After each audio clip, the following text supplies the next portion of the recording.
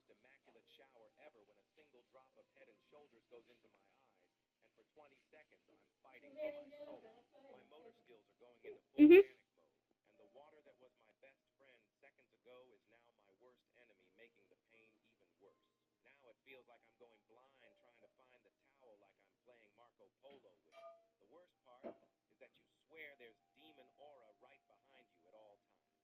Like my eyes feel like they're on fire, but I know there's a monster around me at my most vulnerable moments. After the whole war you just had to endure, you look into the mirror, and your eyes are now bloodshot for the whole day like it's a medical pain you underneath. Nah, but why does shampoo... Unspoken rule of girl code do all women follow? If you're crying in a public bathroom, every woman becomes your temporary sister until you're okay. No questions asked. I learned this when a stranger saved me from my abusive ex by pretending to be my best friend. I was 22, trapped in a relationship with Marcus who controlled everything. My clothes, my friends, where I could go. He'd track my location and time my errands down to the minute. If I was 5 minutes late from the grocery store, I'd get interrogated for hours about who I talked to and why I was really gone so long. That night we were at a crowded sports bar with his friends. I'd asked to use the bathroom, and he'd said I had exactly 3 minutes before he'd come looking for me. I wasn't crying because I was sad. I was crying because I'd finally admitted to myself that this wasn't normal, and I had no idea how to get out. I was standing at the sink, trying to fix my makeup before going back, when a girl about my age walked in. She took one look at me and immediately went into action. "Hey, are you okay?" she asked, but not in that polite way people usually ask. She actually wanted to know. "I'm fine," I lied, but my voice cracked. "No, you're not. What's wrong?" Something about her tone made me break. "My boyfriend, he's just really controlling. I can't even go to the bathroom without him timing me." Her expression hardened. "Is he here now?" I nodded. "Table 12, the guy in the blue shirt who keeps checking his phone." She walked out the bathroom door, then came back with this determined look. "Okay, here's what we're going to do. I'm about to become your best friend from college who you haven't seen in forever. You're going to act surprised and excited to see me. We're going to hug, catch up loudly, and I'm going to insist you come sit with me and my friends for just a few minutes to meet everyone." "I can't. He'll get angry if I don't come right back." "That's exactly why you need to do this. Trust me." Before I could argue, she was pulling me out of the bathroom, her arm linked through mine like we'd known each other for years. "Oh my God, Sarah!" She squealed loud enough for half the bar to hear. "I can't believe it's you. How long has it been?" I stood there frozen for a second before realizing she was giving me an out. "Jessica, what are you doing here?" Marcus looked up from table 12, clearly confused about who this person was and why I was suddenly animated and smiling. Jessica kept up the performance perfectly. "I'm here with my friends from work. You have to come meet them. Just for like 10 minutes, I have so much to catch up on." She was already guiding me toward a table full of women who, somehow, all immediately understood the assignment. They welcomed me like I was their long-lost friend, asked about my job and family, and made sure I was never sitting alone where Marcus could approach. After about 20 minutes, Marcus came over. "Sarah, we need to go." "Oh, you must be Marcus," Jessica said with fake enthusiasm. "Sarah's told me so much about you. I'm Jessica, her sorority sister from state. Mind if I steal her for just a few more minutes? We haven't seen each other in like 2 years." The other women at the table backed her up, talking over Marcus and asking him questions about himself while making it clear I was staying put. He couldn't make a scene without looking like a psycho in front of a table full of strangers. "I'll text you when I'm ready to leave," I told him, my voice stronger than it had been in months. He left, but not before giving me a look that said I'd pay for this later. The women at that table spent the next hour telling me about violence resources, helping me make a safety plan, and giving me their phone numbers. Jessica drove me to my sister's house that night and helped me pack a bag while Marcus was at work the next day. I found out later that Jessica had been in an abusive relationship herself 3 years earlier. She recognized the signs immediately, the way I kept checking the time, how I flinched when my phone buzzed, the practiced way I lied about being fine. I never saw Jessica again, but she saved my life that night by pretending to know me. What unspoken rule of girl code do all women follow? If you're crying in a public bathroom, every woman becomes your temporary sister until you're okay. No questions asked. I learned this when a stranger saved me from my abusive ex by pretending to be my best friend. I was 22, trapped in a relationship with Marcus who controlled everything. My clothes, my friends, where I could go. He'd track my location and time my errands down to the minute. If I was 5 minutes late from the grocery store, I'd get interrogated for hours about who I'd talked to and why I was really gone so long. That night we were at a crowded sports bar with his friends. I'd asked to use the bathroom, and he'd said I had exactly 3 minutes before he'd come looking for me. I wasn't crying because I was sad. I was crying because I finally admitted to myself that this wasn't normal, and I had no idea how to get out. I was standing at the sink, trying to fix my makeup before going back, when a girl about my age walked in. She took one look at me and immediately went into action. "Hey, are you okay?" she asked, but not in that polite way people usually ask. She actually wanted to know. "I'm fine," I lied, but my voice cracked. "No, you're not. What's wrong?" Something about her tone made me break. "My boyfriend, he's just really controlling. I can't even go to the bathroom without him timing me." Her expression hardened. "Is he here now?" I nodded. "Table 12, the guy in the blue shirt who keeps checking his phone." She peeked out the bathroom door, then came back with this determined look. "Okay, here's what we're going to do. I'm about to become your best friend from college who you haven't seen in forever. You're going to act surprised and excited to see me. We're going to hug, catch up loudly, and I'm going to insist you come sit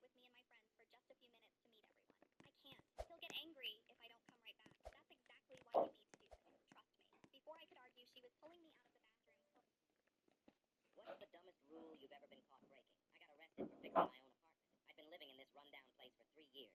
My landlord, George, was the kind of guy who collected rent like clockwork, but acted like repair requests were personal insults. The tiles in my bathroom were cracked and moldy. My bedroom window had a crack running straight down the middle that let in cold air all winter. The kitchen faucet dripped constantly, driving me crazy at night. Every time I called George about these problems, he'd give me the same speech. I'll get to it when I get to it, Jamal. These things take time, but weeks would turn into months, and nothing ever got fixed. I kept paying rent on time, hoping maybe he'd start caring about the place. Spoiler alert, he didn't. The breaking point came on a Tuesday morning in February. I woke up to the sound of rushing water. A pipe had burst behind my living room wall, and water was gushing everywhere. My couch was soaked. My TV got fried. My PlayStation was sitting in 2 inches of dirty water. I called George immediately, panicking about the damage. His response? Just use some towels to soak it up. I'll call a plumber next month when I have time. Next month?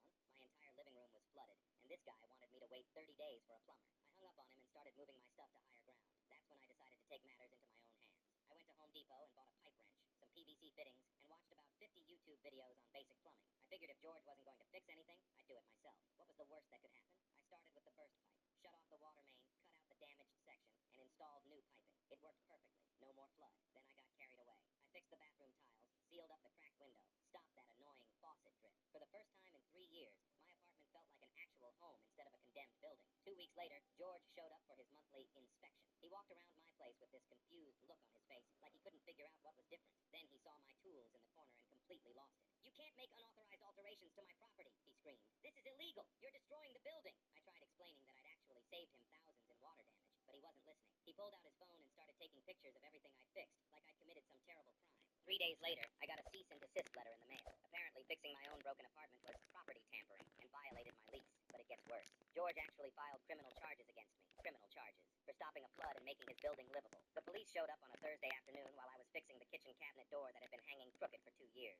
My neighbors were all outside watching as they put handcuffs on me and stuffed me in the back of a patrol car. Most embarrassing moment of my life. At the station, the officer processing me kept asking what I'd stolen or damaged. When I explained I'd just fixed some broken pipes and tiles, he looked at me like I was lying. "So, you're telling me you got arrested for home improvement?" he asked. Even the cops thought it was ridiculous. Court day arrived, and I came prepared. I kept detailed logs of every maintenance request I'd submitted over 3 years. Emails, phone call records, photos of the damage, receipts for my repair supplies. I printed everything out in chronological order. George showed up with his lawyer, acting like I'd burned the building down. His attorney kept talking about property rights and tenant violations. But when the judge saw my documentation, everything changed. 3 years of ignored repair requests. A burst pipe that caused major water damage. A landlord who told his tenant to use towels instead of calling emergency plumbing. The judge threw out the case immediately. "Mr. George," he said, "you have a legal obligation to maintain habitable living conditions. This tenant prevented significant property damage while you were neglecting your duties." George's lawyer tried to argue, but the judge cut him off. Case dismissed. What's the dumbest rule you've ever been caught breaking? I got arrested for fixing my own apartment. I'd been living in this rundown place for 3 years.